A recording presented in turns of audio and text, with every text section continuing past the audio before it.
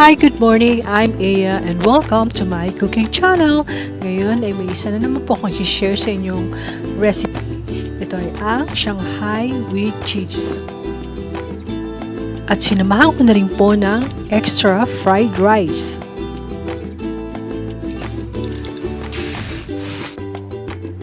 Ito na po ang mga sangkap na ating kakailanganin.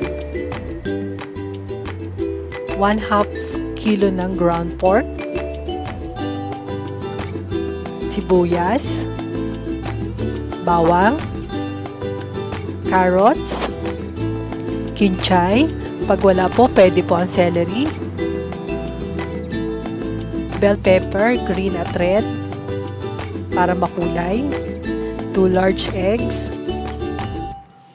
cheese, oyster sauce, breadcrumbs, seasoning, paminta, asin, harina, at lumpia wrapper. Next ay i-chop lang po natin ng pinoy yung mga ingredients at i-cut natin into cubes yung cheese. Kung mapapansin nyo po, medyo niluto ko na lang bahagya yung ground pork. Next, pagsamasamahin lang po natin yung mga ingredients. Inuna ko yung cheese, sibuyas at bawang, bell pepper, green at red. Medyo marami po talaga akong maglagay ng bell pepper kasi mas malasa po. Kinchay,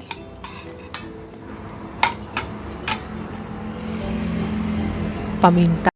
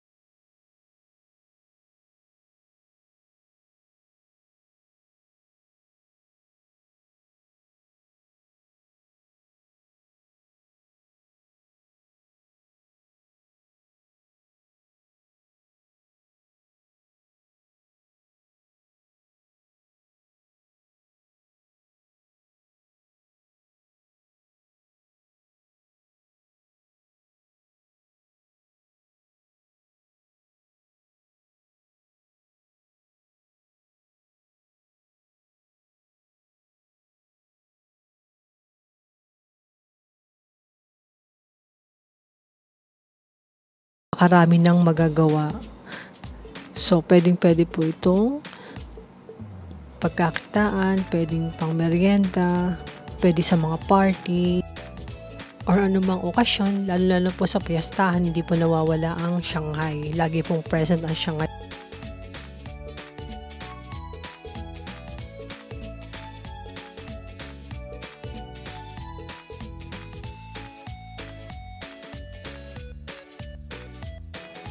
So, ayan po, ang dami po nating nabalot na Shanghai. Ready na po to para bukas. Ang gagawin ko lang ay ilagay ito sa isang plastic container at ilagay sa freezer. Ang kagandahan lang po sa pagluluto ng Shanghai ay pwede natin itong itabi at kinabukasan natin iluto.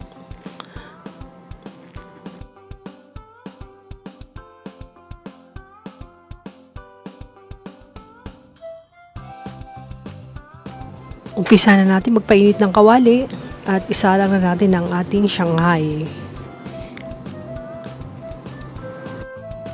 At once na kumulo na yung ating mantika, pwede natin i-medium heat yung ating apoy para hindi mabigla yung luto.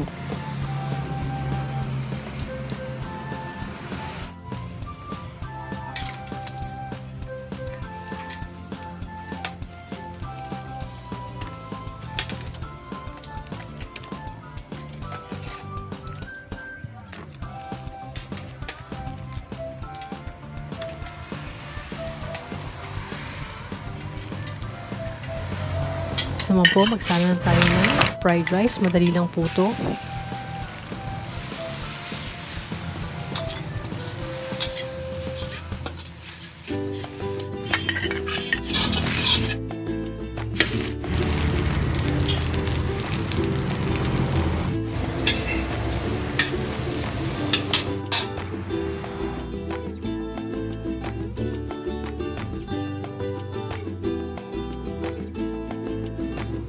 So, ayan na. Meron na tayong Shanghai with cheese at fried rice.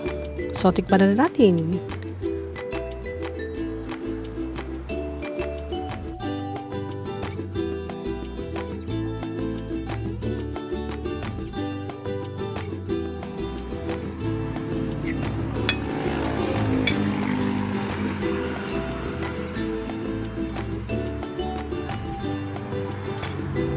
At kung gusto naman po natin itong ibenta at pagkakitaan, pwede natin itong ilagay sa isang box para presentable. Sana may natutunan po kayo sa aking i-share.